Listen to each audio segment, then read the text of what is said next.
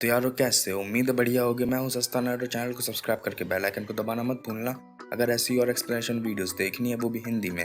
और हाँ यार, मैंने नीचे अपने इंस्टाग्राम का भी लिंक दे दिया है, तो जाओ जाके मुझे फॉलो करो। वहाँ पे तुम मुझसे पर्सनल कम्युनिकेट भी कर सकते हो।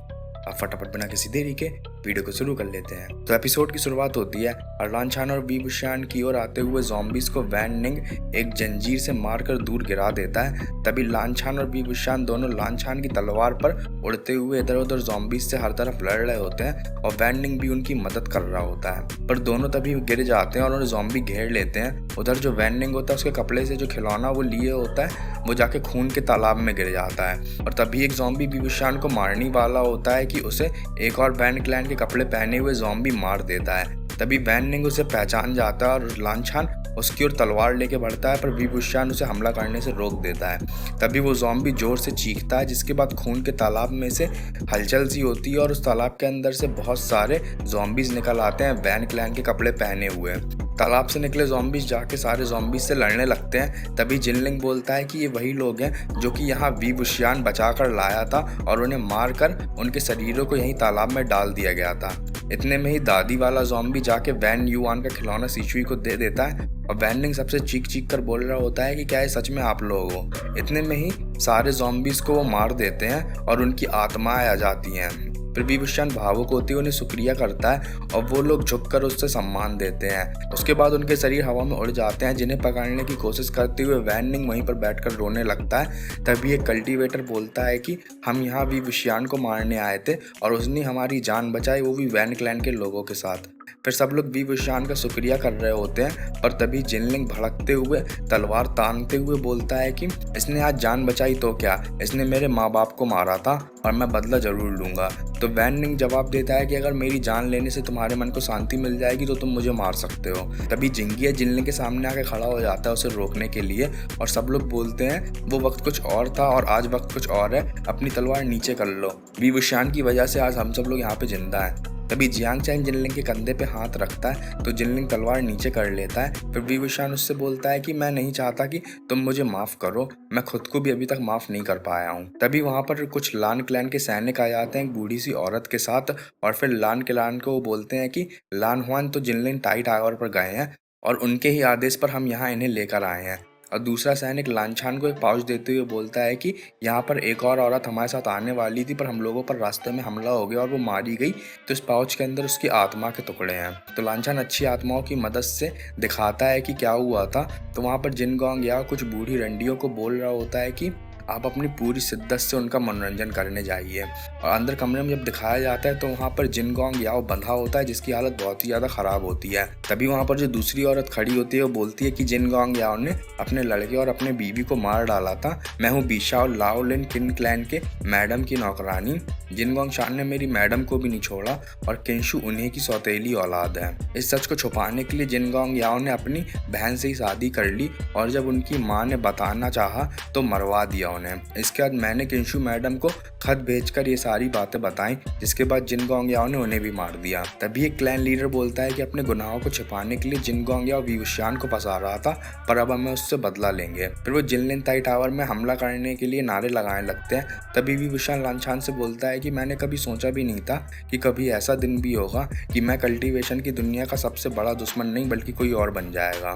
फिर वो अपनी बुरी शक्तियों को ढूंढने वाली कंपास को निकालते हुए उससे बोलता है कि चलो अब चल के मुझे इंसाफ दिलाते हैं, और फिर उसके बाद सीन शिफ्ट हो जाता है। फिर यूनपिंग शहर के मंदिर के बाहर मास्क वाले जासूस तैनात होते हैं और अंदर सू क्लैन का लीडर पहुंचता है।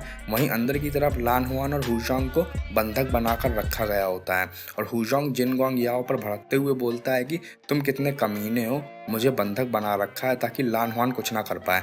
ये सुनकर जिनगोंग याओ जवाब देता है, लान हुआन अगर तुमने मान लो अपने आप को नुकसान पहुंचाकर खुद को बंधक सील से छुड़ा भी लिया, तो मेरे पास कुछ ना कुछ तो होना चाहिए ताकि मैं तुम्हें रोक सकूं। उधर जिनगोंग याओ मंदिर के अंदर कुछ खुदाई करवा रहा होता है। तभी उन खुदाई करने वाले लोगों को कुछ मिलता है तो जिनगोंग याओ उन्हें खुदाई तेज करने को बोलता है। तो लान हुआन उससे पूछता है कि भला तुम यहाँ पर क्या खोद रहे हो।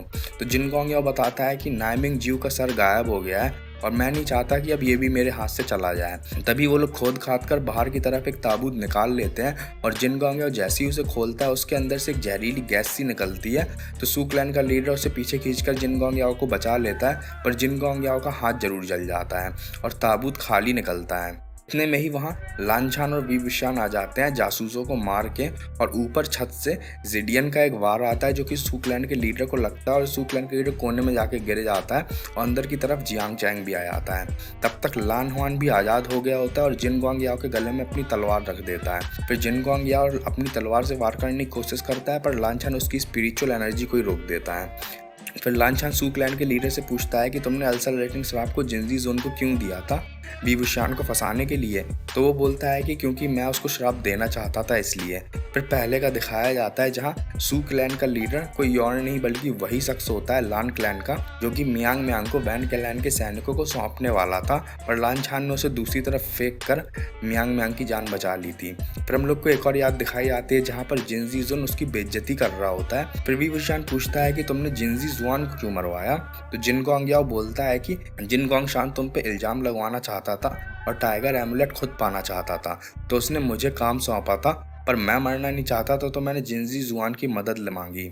ये बात बाहर की तरफ खड़ा जिनलिंग सुन लेता और भड़कते हुए अंदर आता है और उसे मारने की धमकी देता है। तभी जिन गोंग याओ विवुशियान से बोलता है, जैसा तुम्हारा स्वभाव है तुम जिंजी जुआन से वैसे भी लड़ जाते, और क्योंकि जहाँ तुम जाते हो तुम कोई ना कोई समस्या पाल ही लेते हो, तुम्हारी जिंदगी का छोटा होना स्वाभाविक है। तभी जियांग चैंग भड़कते हुए उसकी कॉलर पकड़ लेता और बोलता है कि तुम्हारी जिंदगी छोटी होनी स्वाभाविक है, जैसी तुम्हारी ताकत को पाने की चाह है रंडी के बच्चे। तो जिन गोंग याओ से बोलता है कि तुम्हें बुरा लग रहा है विवुशियान को निर्दोष पाके, पर याद करो कि तुम ही उसकी मौत का कारण बने थे। अगर तुम्हें उस पर थोड़ा सा विश्वास होता तो उस वक्त उसकी मौत नहीं हुई होती।